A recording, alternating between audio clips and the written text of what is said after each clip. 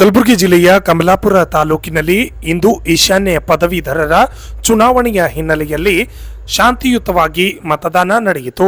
ಕಮಲಾಪುರ ಪಟ್ಟಣದಲ್ಲಿ ಶಾಂತಿಯುತವಾಗಿ ಅನೇಕ ಶಿಕ್ಷಕರು ಆಗಮಿಸಿ ಮತದಾನವನ್ನ ಮಾಡಿದ್ರು.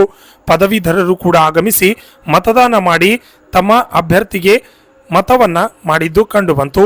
ಈ ಸಂದರ್ಭದಲ್ಲಿ ಪಟ್ಟಣದ ಅನೇಕ ಅಧಿಕಾರಿಗಳು ಮತ್ತು ಪೊಲೀಸರು ಎಲ್ಲರೂ ಕೂಡ ಶಾಂತಿಯುತವಾಗಿ ಮತದಾನ ಮಾಡಲು ಸಹಕರಿಸಿದ್ದು ಕಂಡುಬಂತು.